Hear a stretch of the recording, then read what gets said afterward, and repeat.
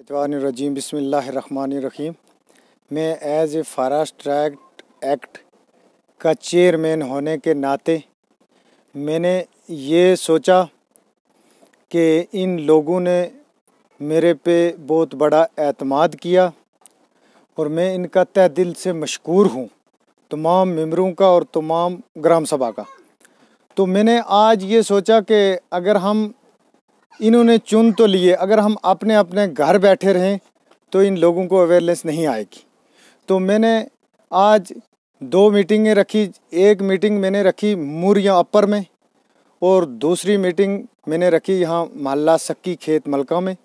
तो मेरे साथ सब मेंबरान हजरात भी मौजूद थे और मेरे सेक्रेटरी साहब भी साथ में थे। तो लोगों को अल्हम्दुलिल्लाह आज पता चला कि फॉरेस्ट एक्ट क्या है। आज के पहले उनको कोई पता नहीं था, तो इसलिए हमारा क्लेम में थोड़ा लेट हुआ। इंशाअल्लाह आज लोगों को पूरा अवेयरनेस हो गया, लोगों को बता दिया कि आपने कितने प्रूफ देने हैं और क्या क्या प्रूफ देने हैं, वो आपने प्रूफ करना है तो आपका क्लेम बनेगा।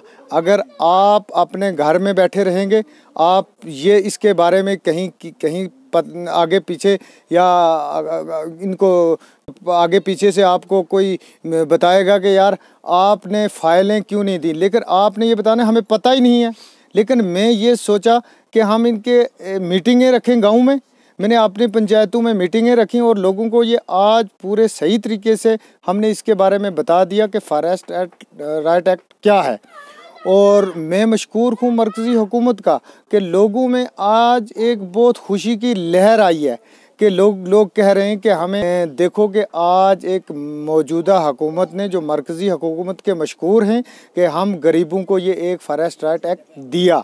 तो हमारे माल परेशानी होती थी, हमें गुज्जर बकरवाल और पहाड़ी लोग मेरे जो बरादरी के हैं उनको घास चराई में या कि कोई और आगे पीछे से कोई चीज़ लाने में बहुत दुश्वारी होती थी। तो आज के बाद उनमें एक खुशी की लहर दौड़ी है कि हमें ये फॉरेस्ट राइट एक्ट जो है ये हमें मिला है।